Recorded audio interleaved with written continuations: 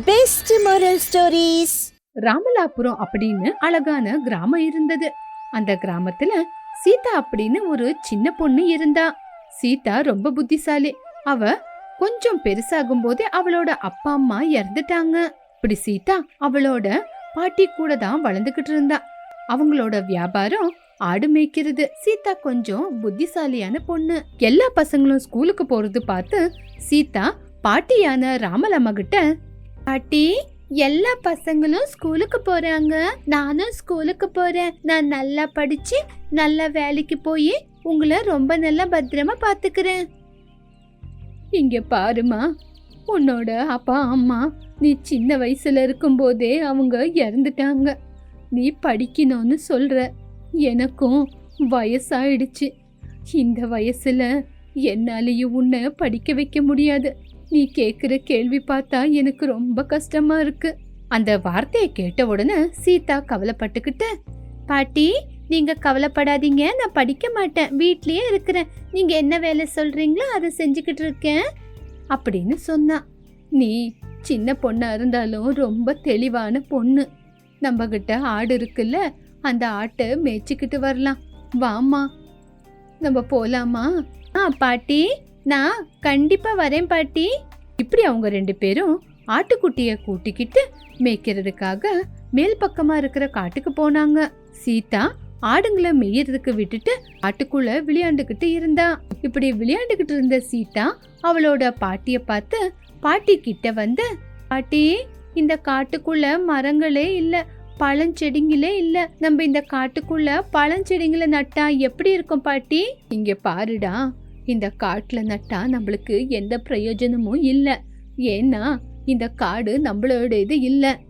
காட்டுல செடிங்களை வளர்க்கணும் அப்படின்னா பத்திரமா வளர்க்கணும், நல்லா தண்ணி ஊத்தணும். இந்த நடுவுல நம்மள மாதிரி யாரானா ஆடு மாடுங்களை மேய்க்க வந்தா அவ்வளோதான். ஆடு மாடுங்க எல்லாம் அந்த செடியை தின்னுடும். அப்புறம் நஷ்டம் நம்மளுக்கு தானடா. பாட்டி, எப்படியோ நம்ம டெய்லி இந்த காட்டுக்கு வந்துகிட்டு இருக்கோம். நான் இந்த காட்டுக்குள்ள பழஞ்செடிங்களை நட்டுட்டு அதுக்கப்புறம் டெய்லி ஆடு மேய்க்கிறதுக்கு இங்க வரும்போதெல்லாம் தண்ணி கொண்டு வந்து ஊத்தி ஊத்தி வளர்த்து விடுறேன். அதுவும் என் கூட சேர்ந்து வளரும்ல. நான் பெருசானதுக்கு அப்புறம் மரத்துல இருந்து பழங்களை பறிச்சு சாப்பிடுவேன். நீயே சரின்னு சொன்னதுக்கு அப்புறம் நான் வேண்டான்னு சொல்லுவேனா?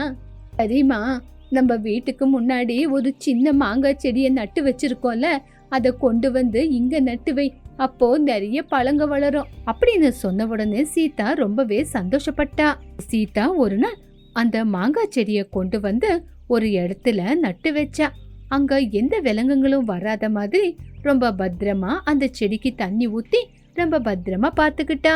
அப்படி ஆடு மேய்க்கிறதுக்கு காட்டுக்கு வரும்போது கொஞ்சம் கொஞ்சமா தண்ணிய கொண்டு வந்து அந்த செடிக்கு ஊத்தி ஊத்தி வளர்த்துக்கிட்டு இருந்தா. செடியும் கொஞ்சம் கொஞ்சமா வளர்ந்து மரமாயிக்கிட்டே வந்தது. இப்படி சீதா அந்த மாங்காய் செடி மேல ரொம்ப பாசத்தை வச்சிருந்தா. ஒரு நாள் அந்த தோட்டத்து சொந்தக்கார மாலிங்கையா அந்த இடத்துக்கு வந்தான். ஆடு மேய்ச்சிக்கிட்டு இருக்கிற சீதாவை பார்த்து, அம்மா சீதா, நீதானா டெய்லி இங்க ஆடு மேய்ச்சிக்கிட்டு இருக்க? அம்மா, உனக்கு பயமாகலையா? ஆமா, இந்த மாங்காய் செடியை யார் இங்க நட்டது? மாமா, எனக்கு இங்க விளையாடுறது பயமா இல்ல. ஏன்னா எப்பவுமே பாட்டி வருவாங்க. இன்னைக்கு பாட்டி வரல. எனக்கு துணையா இந்த மாங்காய் மரம் இருக்குல்ல, இந்த மாங்காய் மரம் நிழல்ல தான் நான் விதவிதமா விளையாண்டுகிட்டு இருப்பேன். எனக்கு இந்த மாங்காய் மரம் தான் துணை. எனக்கு இங்க பயமே இல்ல மாமா அப்படின்னு சொன்னா. இந்த மரம் எனக்கு நெகிழ தான் கொடுக்கும். துணை இல்லாதவங்களுக்கு கடவுள் தான் துணை அப்படின்னு சொல்லுவாங்க. ஆமா, இது நம்ம தோட்டம் இல்லையே, எதுக்காக இங்க மரத்தை நட்டு வச்ச?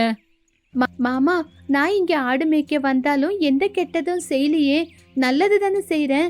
இந்த மாங்காய் மரம் வளர்ந்து நம்மளுக்கு நல்ல உபயோகத்தை கொடுக்கும்.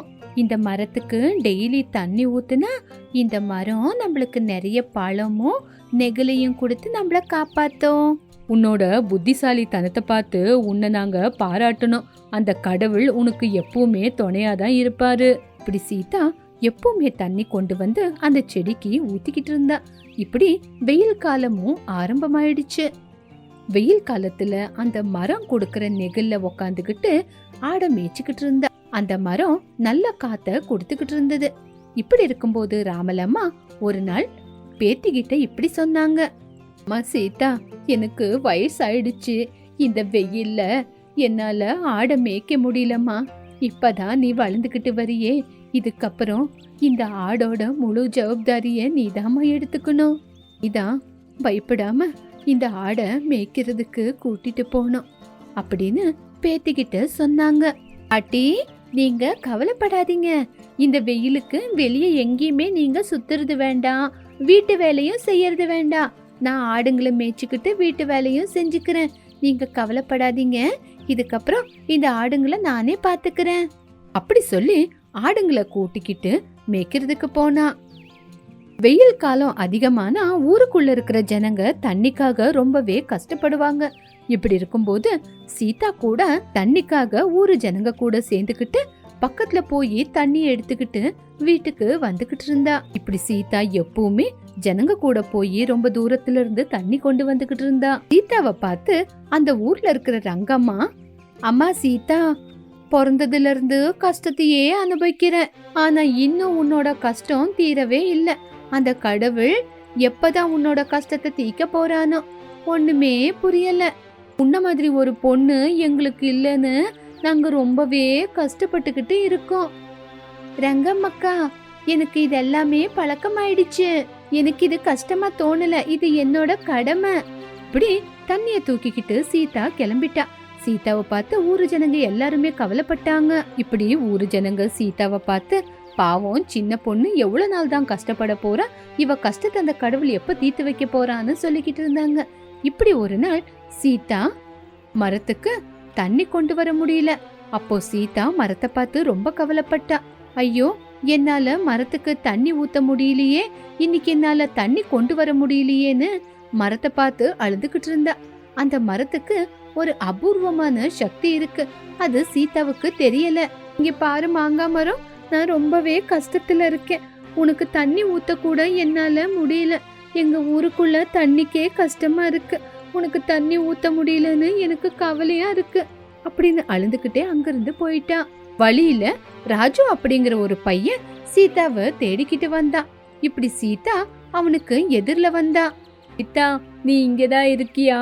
நான் உன்னதான் தேடிக்கிட்டு வரேன். உன்ன மாதிரி கஷ்டம் யாருக்குமே வரக்கூடாது. உனக்கு கஷ்டம் இன்னும் அதிகமாயிடுச்சு. ஏன் ராஜு, ஏன் அப்படி சொல்ற? சொல்லு பார்க்கலாம் அப்படின்னு கேட்டா. அது வந்து உன்னோட பாட்டி ராமலம்மா உயிரோட இல்ல, இப்பதான் இறந்துட்டாங்க. நான் உன்னை தேடிக்கிட்டு வீட்டுக்கு போயிருந்தேன். அங்க உன் பாட்டி படுத்திருந்தாங்க. பாட்டி பாட்டின்னு கூப்பிட்டு பார்த்தேன், அவங்க எந்திருக்கல. எல்லாருக்கிட்டையும் சொல்லிட்டேன். இந்த வார்த்தையை கேட்ட உடனே சீதா அங்கேயே மயங்கி விழுந்துட்டா. உடனே ராஜு பயந்து போய் சீதாவை கூட்டிக்கிட்டு வீட்டுக்கு வந்தான். சீதா ராமலம்மாவை பார்த்து, பாட்டி, அந்த கடவுள் உங்களை என்கிட்ட இருந்து பிரிச்சுட்டானா? என்னோட கஷ்டத்தை இதுக்கப்புறம் நான் யாருகிட்ட சொல்லி அழுவுறது பாட்டி அப்படி சொல்லிக்கிட்டு பாட்டிய பார்த்து அழுந்துகிட்டு இருந்தா. இப்படி அவ அனாதையாயிட்டா. பாட்டி செத்ததுனால 2 நாளா ஆடுங்களை மேய்க்கிறதுக்கு கூட்டிட்டு போல. பாவம், ஆட்டுக்குட்டிங்க பசியில கத்திக்கிட்டு இருந்ததுங்க. அதுக்கப்புறம் அதுங்களை மேய்க்கிறதுக்கு கூட்டிட்டு போனா. இப்படி ஆடு மேய்க்க போன இடத்துல சீதாவுக்கு தாகமா இருந்தது. பாவம், மரத்துக்கடியில உக்காந்துக்கிட்டு அழுந்துகிட்டு இருந்தா. சீதாவை பார்த்து கவலையோட மாங்காய் மரம் இப்படி சொல்லிச்சு. சீதா, எதுக்காக அழுந்துகிட்டு இருக்க? ஆமா, என்ன நடந்துச்சு? நீ அழுவாத. உன்னை பார்த்தா எனக்கு ரொம்ப கஷ்டமா இருக்கு. உனக்கு யாரும் இல்லைன்னு நினைக்காத, நான் இருக்கேன். உனக்கு நான் எப்பவுமே தண்ணி ஊத்துவேன். வெயில் காலம் வந்ததுனால எல்லா பக்கமும் தண்ணிக்கு ரொம்ப கஷ்டமா இருக்கு. எனக்கே தாகமா இருக்கு. அதனாலதான் நான் உனக்கு தண்ணி ஊத்த முடியல. என்னோட பாட்டி கூட செத்துட்டாங்க. எனக்குன்னு இப்ப யாருமே இல்லை. அதான் அதை நினைக்க எனக்கு ரொம்ப கஷ்டமா இருக்கு. தண்ணி ஊத்தலைன்னா நீயும் என்னை விட்டுட்டு செத்து போயிடுவ. அதுக்கப்புறம் எனக்குன்னு என் கூட யாருமே இல்லை. அதனாலதான் நான் ஒரு முடிவு எடுத்திருக்கேன். நான் உங்ககிட்டயே என்னோட உயிரை விட்டுறலான்னு முடிவு பண்ணிருக்கேன். என்ன சின்ன வயசுல இருந்து இவ்வளோ பெருசாக்கி என்ன வளர்த்து விட்டுருக்கேன். நான் உன்னை என் மரத்துக்கிட்ட சாக விட்டுருவேனா? உனக்காக சின்ன உதவிய கூட நான் செய்ய மாட்டேனா? உனக்காக நான் ஒரு உதவி செய்ய போறேன். அது என்ன அப்படின்னா, என் மரத்துக்கடியில இருக்கிற மண்ணை எடுத்தா அந்த மண்ணுக்கடியில என்னோட வேர் இருக்கு. அந்த வேருகிட்ட தண்ணி வரும். அந்த வேரை வெளியே எடு. அந்த தண்ணிய நீ குடிச்சு உன்னோட தாகத்தை தீர்த்துக்கோ.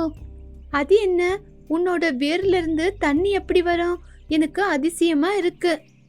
சீதா, நான் ஒரு அதிசயமான மரம். அதனால நான் சொன்னது செய். ஆனா ஒரு கண்டிஷன். இந்த மரம் வேர்ல இருந்து தண்ணி எடுத்து உனக்கு எப்பெல்லாம் தண்ணி வேணுமோ அப்ப நீ மட்டும்தான் குடிக்க முடியும். இந்த விஷயத்த பத்தி மத்தவங்களுக்கு சொல்லி அவங்களுக்கு தண்ணி கொடுத்தேன்னா உடனுக்குடனே நீ செத்து போயிடுவ. உன்னை சின்ன வயசுல இருந்து நான் வளர்த்து ஆளாக்குனதுக்கு நீ இன்னைக்கு உன்னோட விசுவாசத்தை எனக்கு காட்டிக்கிட்டு இருக்க. அப்படி இருக்கும்போது உனக்கு நான் எப்படி துரோகம் பண்ணுவேன் அப்படின்னு அந்த வேர்ல இருந்து தண்ணிய குடிச்சா. இப்படி சீதா தண்ணி குடிச்சதுக்கு அப்புறம் அந்த வழியில ஒரு வயசானவரு வந்தாரு. அவரு தண்ணிக்காக ரொம்ப தாகத்துல கஷ்டப்பட்டாரு. பாருமா, எனக்கு ரொம்ப தாகமா இருக்கு, எனக்கு கொஞ்சோண்டு தண்ணி குடுமா. ஊருக்குள்ள யார கேட்டாலும் எனக்கு தண்ணியே கொடுக்க மாட்டேங்கிறாங்க. எனக்கு பேரம் பேத்திங்க 2 பேரு இருக்காங்க. அவங்கள பாத்துக்கிறதுக்கு என்ன தவிர யாருமே இல்ல. எனக்கு ரொம்ப தாகமா இருக்கு. ரொம்ப தூரத்துல இருந்து வந்துகிட்டு இருக்கேன். ஐயோ, இப்ப நான் என்ன பண்றது? இந்த வேர்ல இருந்து தண்ணி எடுத்து இந்த தாத்தாவுக்கு கொடுத்தா அப்புறம் நான் செத்து போயிடுவேனே. பரவாயில்ல, அவருக்கு தண்ணிய குடுக்கறேன். அவரோட பேரம் பேத்தி அவரு பாக்கணும்ல. நான் செத்தா கூட பரவாயில்ல, இந்த தாத்தாவுக்கு தண்ணி கொடுக்கறேன். இந்த மரமும் வளர்ந்து பெருசாயிடுச்சு. இதுக்கப்புறம் எனக்கு என்ன கவலை அப்படின்னு அந்த வேர்ல இருந்து தண்ணி எடுத்து அந்த தாத்தாவுக்கு கொடுத்தா. தாத்தாவும் ஒரு பானையில தண்ணி எடுத்துக்கிட்டு கிளம்பிட்டாரு. மரமே, என்னோட உயிரை நான் இங்கே விடுறேன். உனக்கு கொடுத்த வாக்கு நான் மீறிட்டேன். நான் உனக்கு கொடுத்த வாக்க மீறினதுனால என்னோட உயிர் இந்த நிமிஷமே இந்த இடத்துலயே போயிட்டோம். இருந்தாலும் எனக்கு சந்தோஷமா இருக்கு. ஏன்னா என்னால ஒரு உயிர் காப்பாத்தப்பட்டுச்சு. சீதா, உயிருக்கு உயிர் கொடுத்து உன்ன மாதிரி ஜனங்களை காப்பாத்துற ஒரு பொண்ணை இது வரைக்கும் நான் பார்த்ததில்ல. இப்படி இருக்கிற நீ செத்து போனா நான் என்ன ஆகுறது? உன்ன மாதிரி யாருமே என்ன பாத்துக்க மாட்டாங்க. இந்த தண்ணிய வேற உங்களுக்கு கொடுத்தா நீ செத்துருவேன்னு நான் பொய் சொன்னேன். உள்ளுக்குள்ள நீ எவ்வளவு நல்லவ, உனக்குள்ள எவ்வளவு உதவி செய்யற குணம் இருக்குன்னு தெரிஞ்சுக்கணும் அப்படின்னு தான் நான் இந்த மாதிரி ஒரு பொய்ய சொன்னேன். இந்த தண்ணி மத்தவங்க குடிச்சா உன்னோட உயிர் போயிடும், நீ செத்துருவ அப்படின்னு அந்த விஷயம் உனக்கு தெரிஞ்சிருந்தாலும் நீ மீறி அவங்களுக்கு உதவி செஞ்ச. கஷ்டத்துல இருக்கிறவங்களுக்கு நீ உதவி செஞ்சிருக்க. ஆமா, எங்க பாட்டி கூட அதை தான் சொல்லி கொடுத்தாங்க. நம்ம கஷ்டத்திலேயே இருந்தா கூட மத்தவங்களுக்கு உதவி செய்யணும்னு சொல்லியிருக்காங்க. நான் செஞ்சது என்ன தப்பு? அந்த அப்பா அம்மா இல்லாத பசங்களை தாத்தா தான் வளர்த்துக்கிட்டு இருக்காரு. அந்த தாத்தாவே செத்து போயிட்டா அந்த பசங்களை யாரு காப்பாத்துவா? அதுக்குதான் என்னால முடிஞ்ச உதவியை நான் செஞ்சேன். இந்த மாதிரி ஒரு நல்ல குணம் இது வரைக்கும் நான் பார்த்ததே இல்லை. நான் உனக்கு நல்லதே செய்யறேன். அதனால என் மரம் இருக்கிற கொஞ்ச தூரத்துல ஒரு பள்ளத்தை நோண்டு. என் வேரு அவ்வளோ நீள ஆழமா போயிருக்கு. அதுல இருந்து உனக்கு தண்ணி வரும். அந்த வேர்ல இருந்து இந்த வெயில் காலத்துல இந்த ஊரு ஜனங்களுக்கு தேவையான அளவுக்கு தண்ணி கிடைக்கும். அந்த வார்த்தையை கேட்ட உடனே சீதா ரொம்ப சந்தோஷப்பட்டுக்கிட்டு அந்த ஊரு ஜனங்களை வர சொல்லி அங்க பெரிய பள்ளத்தை நோண்டுனா. அந்த பள்ளத்துல அந்த வேர் மூலியமா ஊரு ஜனங்களுக்கு தண்ணிக்கு எந்த குறைச்சலும் இல்லாத மாதிரி நிறைய தண்ணி வந்தது. இப்படி அந்த ஊரு ஜனங்க அங்கிருந்து தான் தண்ணிய கொண்டு போய்கிட்டு இருந்தாங்க.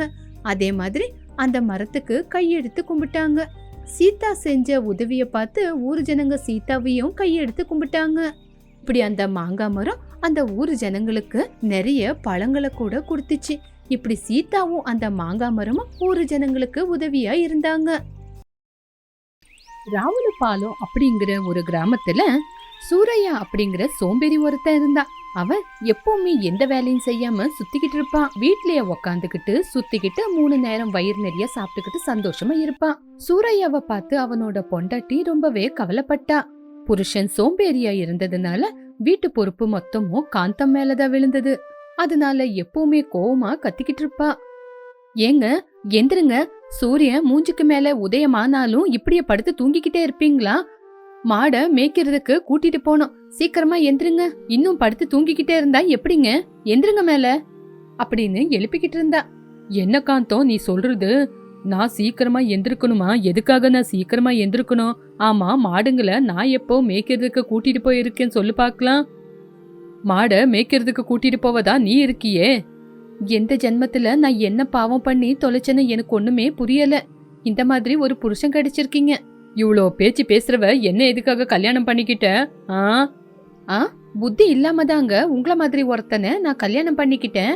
நம்மள பெத்தவங்க சொன்னாங்க அப்படின்னு உங்களை நான் கல்யாணம் பண்ணிக்கிட்டேன். ஆனா நீங்க வீட்லயே உக்காந்து பொம்பளை கையால சாப்பிடுறீங்க அப்படின்னு சொன்னா.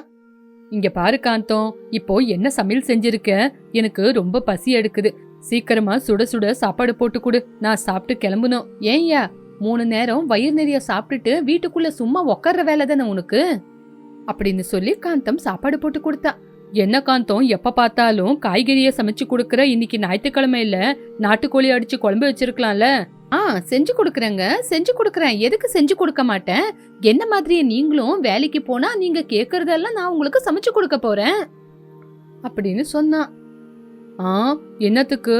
என்ன போய் வேலைக்கு போக சொல்ற? என்னால வேலைக்கெல்லாம் போக முடியாது. சரி சரி, நீ என்ன சமைச்சு கொடுக்கறியோ அதையே சாப்பிட்டுக்கிட்டு நான் வீட்லயே இருக்கிறேன். எனக்கு நாட்டுக்கோழி குழம்பெல்லாம் வேண்டாம். அதுக்குள்ள ஆட்டு கொட்டையில இருந்து ஆடுங்க எல்லாம் கத்துற சத்தம் கேட்டுச்சு. அதுக்குள்ள சூரையா சாந்தம்மாவை பார்த்து இப்படி சொன்னான். என்ன இந்த ஆடுங்க கத்திக்கிட்டே இருக்குதுங்க? இதுங்க கத்திக்கிட்டே இருந்தா என்னால சரியா தூங்க முடியாது. சீக்கிரமா ஆட்டை மேய்க்க கூட்டிப்போ. இங்க பாருங்க, நீங்க வேலைக்கெல்லாம் போக வேண்டிய அவசியம் இல்ல. இந்த ஆடுங்களை மேய்க்கிறதுக்கு கூட்டிட்டு போனா போதும். நானாவது கஷ்டப்பட்டு வேலை செஞ்சு 4 காசு சம்பாதிச்சுக்கிட்டு வரேங்க. நீங்களாவது போங்க அப்படின்னு சொன்னா. சூரையா எதுவுமே பேசாம சாப்பிட்டு முடிச்சிட்டு நிதானமா எந்திரிச்சு வந்து எதுவுமே பேசாம படுத்து தூங்குனா. காந்தமுக்கு ரொம்ப கோவம் வந்துச்சு. என்ன பண்றதுன்னே தெரியாம சும்மா பேசாம இருந்தா. அந்த நேரம் பார்த்து அந்த ஊரு பெரிய மனுஷனான கோட்டையா காந்தம் வீட்டுக்கு வந்தாரு. கோட்டையாவ பார்த்த உடனே சாந்தம் இப்படி பேசினா. ஐயா வணக்கங்க ஐயா, எங்களை தேடி எங்க வீட்டுக்கு வந்திருக்கீங்க? என்ன விஷயங்க ஐயா, சொல்லுங்க ஐயா. ஒண்ணு இல்ல காந்தம்மா, உங்க வீட்டுக்காரரு எந்த ஒரு வேலைக்கும் போவாம வீட்ல சும்மாதான் உக்காந்து இருக்காருன்னு எனக்கு கொஞ்சம் விஷயம் தெரிஞ்சது, அதான் வந்தேன். என்கிட்ட காவலுக்கு ஆளு வேணும், அதுக்கு உங்க வீட்டுக்காரரை அனுப்புறீங்களான்னு கேட்க வந்தேன். காந்தம்மா கோட்டையா பேசுறத பார்த்து சூரையா தூங்குறவன் எந்திரிச்சு உக்காந்தான். என்ன கோட்டையா, உங்களுக்கு எந்த வேலையும் இல்லையா? நான் அந்த மாதிரி வேலையெல்லாம் செய்ய மாட்டேன். என்ன பார்த்தா காவலுக்கு வர மாதிரியா தெரியுது? இங்கிருந்து கிளம்பி போங்க, இல்லனா நான் என்ன பண்ணுவேன்னு எனக்கே தெரியாது. இந்த மாதிரி ஒரு புருஷன் கூட எப்படிமா நீ வாழ்க்கை நடத்துற? இந்த வேலை செய்ய எத்தனையோ ஜனங்க என்கிட்ட வந்து கேட்டுக்கிட்டு இருக்காங்க. அவங்களெல்லாம் விட்டுட்டு உன் புருஷனை நம்பி இங்க வந்தேன் பாரு. எனக்கு தான் புத்தி இல்ல. யாரு வந்து என்ன வேலைக்கு கூப்பிட்டாலும் நான் வேலை செய்ய மாட்டேன். இப்படியே படுத்துக்கிட்டு என்னோட நாட்களை கழிச்சிருவேன். சூரையா அப்படி சொன்ன உடனே காந்தம் சூரையா கிட்ட வந்து சண்டைய போட்டா. ஏய்யா, உனக்கு வேலை செய்ய இஷ்டம் இல்லன்னா வேலையை செய்யாம வீட்லயே இருந்துட்டு போ. அதை தவிர வீட்டுக்கு வந்தவங்களுக்கு மூஞ்சிக்கு நேரா இப்படி சொல்றியே, உனக்கு கொஞ்சமாச்சு புத்தி இருக்காயா? எருமாடு மேல மழை பெஞ்ச மாதிரி நீயும் அதே மாதிரி தான், அப்படிதான் இருப்ப. ஏன்னா நீ வேலைக்கு போ, நான் எதனா வேண்டான்னு சொல்றேனா? ஆமாங்க, நான் தான் வேலைக்கு போனோம். ஏன் என்ன போக சொல்ல மாட்டீங்க? நான் சம்பாதிச்சு கொண்டு வந்து கொடுத்த 3 நேரமும் நல்லா தின்னுபிட்டு உக்காந்துருப்பீங்க. எப்படியும் வேலைக்கு போக மாட்டேன்னு சொல்றீங்கல்ல, சரி வாங்க ஆட மேய்க்கிறதுக்காச்சு போலாம் அப்படின்னு காந்தம்மா தன்னோட புருஷன் வரமாட்டேன்னு சொன்னா கூட கட்டாயப்படுத்தி கூட்டிட்டு போனா. சூரையவுக்கு இஷ்டம் இல்லைன்னா கூட பொண்டாட்டி பின்னாடியே போனாரு. சாந்தம்மா எல்லா ஆடுங்களையும் கூட்டிக்கிட்டு மேய்க்கிறதுக்காக போனாங்க. அங்கேயே பக்கத்துல வயல் இருந்தது. ஆடுங்களை அப்படியே விட்டா வயல்ல போய் இறங்கிடும் அப்படின்னு பத்திரமா வயல்ல இறங்காத மாதிரி பில்லு மேய்க்கிறதுக்கு விட்டா. நான் சூரைய மட்டும் வெறும் பேருக்கு மட்டும்தான் ஆடு மேய்க்கிறேன்னு வந்தா. ஒரு பக்கம் பில்லுகிட்ட உக்காந்துகிட்டு ஒரு மரத்தடியில நிம்மதியா உக்காந்துருந்தா. காந்தம்மா ஆடுங்களை எந்த பக்கமும் போகாத மாதிரி பாத்துக்கிட்டு இருந்தா. காந்தம்மா கோவமா சூரையா கிட்ட இப்படி சொன்னா. ஏன்யா, பேருக்கு மட்டும் என் கூட வந்து உன் பாட்டுல நீ உக்காந்துருக்கியே, ஆடுங்க அந்த பக்கம் வயலுகிட்ட போகுது. அப்படி வயலுகிட்ட போனா அந்த விவசாயிங்க நம்மள சும்மா விடுவாங்களா? நம்ம ஆடுங்க போய் அவங்களோட வயல ஏதாச்சும் பண்ணிருச்சுன்னா அதுக்கப்புறம் நம்ம கிட்ட தானே தண்டம் கட்ட சொல்லுவாங்க. உங்களுக்கு கொஞ்சமாச்சு புரியுதா? இப்படி எவ்வளவுதான் சொன்னாலும் சூரைய எந்திரிச்சு வரவே இல்லை. அங்க வயலுக்கிட்ட 2 விவசாயிங்க வந்தாங்க. நிம்மதியா உக்காந்து இருக்கிற சூரையாவை பார்த்து சிரிச்சாங்க. கஷ்டப்பட்டுக்கிட்டு இருக்கிற காந்தம்மாவை பார்த்து கவலைப்பட்டாங்க. அதுல சன்னியாசி அப்படிங்கிற ஒருத்தன் சூரையாவை பார்த்து இப்படி சொன்னான். என்ன சூரையா, இந்த மாதிரி மரத்துக்கடியில சோம்பேறி மாதிரி உக்காந்துகிட்டு இருக்க? பாவம் இல்லையா? உன்னோட பொண்டாட்டி எவ்வளோ கஷ்டப்பட்டு வேலை செஞ்சுக்கிட்டு இருக்கா. உனக்கு கொஞ்சம் கூட கருணையே இல்லையா? இங்க உக்காந்துகிட்டே இருக்கிறதுக்கு போய் உன் பொண்டாட்டிக்கு உதவி செய். என்ன சன்னியாசி ஐயா, எனக்கு இந்த மாதிரி வேலை செய்யறதுக்கெல்லாம் பழக்கம் இல்ல. சின்ன வயசுல இருந்தே எனக்கு பழக்கம் இல்ல. இப்ப போய் என்ன வேலை செய்ய சொல்றீங்க? நீங்க வயல் பார்க்க வந்தவரு, உங்க வேலையை பார்த்துக்கிட்டு நீங்க போனோம். அதை தவிர என்ன வேலையை பார்க்க சொல்றீங்க? உங்களுக்கு அவளை பார்த்து கவலையா இருந்தா நீங்க போய் உதவி செய்யுங்க. பாவம் சன்னியாசிராவ் அந்த வார்த்தையை கேட்டு எதுவுமே பதில் சொல்ல முடியாம அங்கிருந்து கிளம்பி போயிட்டாரு. சாயங்காலமாச்சு. காந்தம் நிதானமா ஆடுங்களை மேய்ச்சிக்கிட்டு வீட்டுக்கு வந்தா. வயலுகிட்டியா உக்காந்துருந்த சூர்யாராவையும் கூட்டிக்கிட்டு ஆடை மேய்ச்சிக்கிட்டு மறுபடியும் வீட்டுக்கு வந்துட்டா. இப்படி காந்தம் வீட்டுக்கு வர வழியில ஒரு குண்டு இருந்தது. அத கவனிக்காம காந்தம் அதுக்குள்ளேயே காலை விட்டுட்டா. அவ்வளோதான். காந்தம் காலை விட்டதுனால கொஞ்சம் அடிபட்டுருச்சு. அதுல இருந்து ரத்தம் வந்துகிட்டே இருந்தது. அத பார்த்து அவ அழுதுகிட்டு இருந்தா. காந்தமுக்கு அதுக்கப்புறம் நடக்க முடியாம அங்கே நின்னு இருந்தா. ஆட்டுக்குட்டிங்களை நிதானமா வீட்டுக்கு அனுப்பிட்டா. அப்போ சூரையா அங்க இருக்கிற ஜனங்களோட உதவியை எடுத்துக்கிட்டு சூரையா காந்தம்மா தூக்கிக்கிட்டு அங்க பக்கத்திலேயே இருக்கிற ஹாஸ்பிட்டலுக்கு போனா. ஹாஸ்பிட்டலுக்கு போன உடனே டாக்டர் காந்தம்மாவை பார்த்து அவளுக்கு நல்லபடியா மருந்து கொடுத்து அதுக்கப்புறம் கட்டு போட்டாங்க. டாக்டர் காந்தம்மா பார்த்து இப்படி சொன்னாங்க. காந்தம்மா, ஒரு 2 நாள் நீங்க ஹாஸ்பிட்டலே இருந்துகிட்டு மருந்து எடுத்துக்கணும். அப்பதான் சீக்கிரமா குணமாகும். நீங்க ரெஸ்டே இல்லாம வெளியே போனீங்கன்னா அதுக்கப்புறம் கூடிய சீக்கிரம் உங்களுக்கு காலு குணமே ஆகாது. காந்தம்மாவுக்கு டாக்டர் பேச்சு கேட்ட உடனே ரொம்ப பயமாயிடுச்சு. உடனே காந்தம்மா டாக்டரை பார்த்து இப்படி கேட்டா. டாக்டர், எனக்கு காலு எப்ப சரியாகும்? என் புருஷன் ஒரு சோம்பேறி. அவன் எந்த ஒரு வேலையும் செய்ய மாட்டான். என் காலு எப்ப சரியாகும்னு சீக்கிரமா சொல்லுங்க ஐயா. நான் சீக்கிரமா வேலைக்கு போகணும் அப்படின்னு டாக்டரை பார்த்து கேட்டா. கவலைப்படாதம்மா, கூடிய சீக்கிரத்துல காலு குணமாயிடும். அதுக்கப்புறம் நீங்க எந்த வேலையை வேணாலும் செய்யலாம். அது வரைக்கும் கொஞ்சம் ரெஸ்ட் எடுங்க. மறுநாள் காந்தம்மாவை பார்க்க அவங்க அம்மா சாந்தம் வீட்டுக்கு வந்தாங்க. இப்படி காந்தம்மா வீட்டுக்கு வரும்போது வீட்டுக்கு வர வழியில பக்கத்து வீட்டு சுஜாதம்மாவை பார்த்தாங்க. காந்தம்மாவுக்கு வயலுக்கு போயிட்டு வரும்போது காலுக்கு அடிபட்டுருச்சு. இப்ப அவங்க வீட்ல இல்ல, ஹாஸ்பிட்டல் இருக்காங்கன்னு சொன்னாங்க.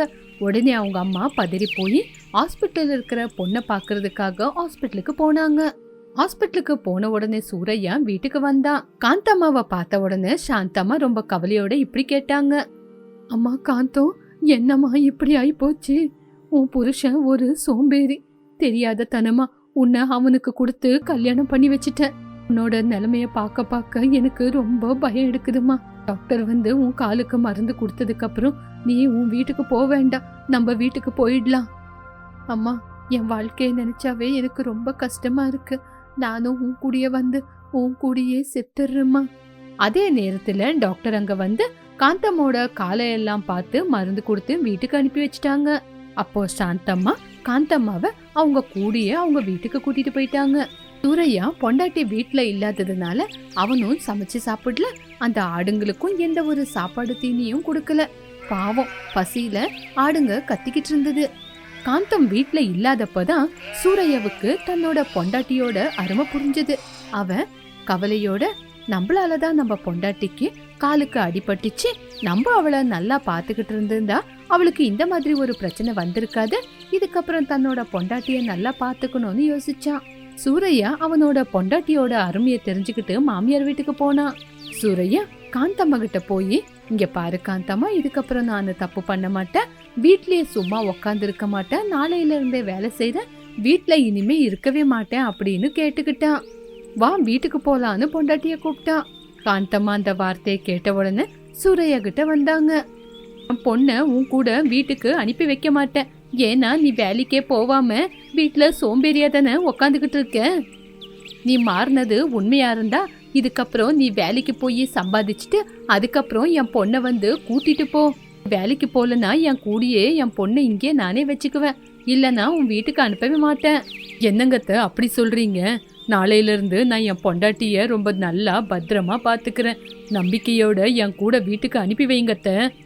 நான் என் பொண்ணை உன் கூட அனுப்பி வைக்க மாட்டேன். நான் தான் தப்பு பண்ணிட்டேன். உன்ன மாதிரி ஒரு சோம்பேறிக்கு என் பொண்ணை கொடுத்து என் பொண்ணோட வாழ்க்கையை என் கையாலேயே நாசம் பண்ணிட்டேன். உன்னை கல்யாணம் பண்ணதுனால என் பொண்ணு இன்னைக்கு இவ்வளோ கஷ்டத்தை அனுபவிச்சுக்கிட்டு இருக்கா. என் பொண்ணு இந்த மாதிரி கஷ்டப்படுவான்னு நான் கனவுல கூட யோசிக்கல. அப்படி சொல்லாதீங்க அத்தை. நான் மாறிட்டேன். என் பொண்டாட்டியே என்ன மாத்திட்டா. காலம் எப்பவுமே ஒரே மாதிரி இருக்காது. நான் கண்டிப்பா மாறிடுவேன். இதுக்கப்புறம் எப்பவுமே வேலைக்கு போய் காந்தம பத்திரமா நான் பாத்துக்கிறேன். நீ எப்படிப்பா மாறுவ? நீ மாறுவேன்ற நம்பிக்கை எனக்கு இல்லை. இதுக்கப்புறம் நீ ஒழுங்கா வேலைக்கு போய் சம்பாதி. என் பொண்ணு அதுக்கப்புறம் அனுப்புறேன். அதுக்கு முன்னாடி உன் கூட அனுப்பவே முடியாது அப்படின்னு சொன்னான். அதுக்கப்புறம் சூரையா வெளியே போய் கஷ்டப்பட்டு வேலை செய்ய ஆரம்பிச்சான். அதை பார்த்த காந்தம்மா தன்னோட மருமக மாறிட்டான் அப்படின்னு நம்ப ஆரம்பிச்சாங்க. இப்படி நாட்கள் போக போக சூரையா மேல சாந்தம்மாவுக்கு நம்பிக்கை வந்தது. காந்தம்மோட காலு கூட குணமாயிடுச்சு. சூரையா மாறிட்டான் அப்படின்னு காந்தம்மா இன்னும் ஆடுங்களை வாங்கி கொடுத்தாங்க. காந்தம்மா தன்னோட புருஷன் கூட சேர்ந்து புருஷன் வீட்டுக்கே போய் ஆடுங்களெல்லாம் மேய்ச்சிக்கிட்டு சந்தோஷமா வாழ ஆரம்பிச்சாங்க. இந்த கதை மூலியமா நம்ம தெரிஞ்சுக்க வேண்டிய விஷயம் என்னன்னா, எப்பவுமே நம்ம சோம்பேறியா இருக்காம எல்லா வேலைங்களையும் செஞ்சுக்கிட்டு எல்லாரு கூடயும் சேர்ந்து ஒத்துமையா சண்டை சச்சரவு இல்லாம வாழ ஆரம்பிக்கணும்.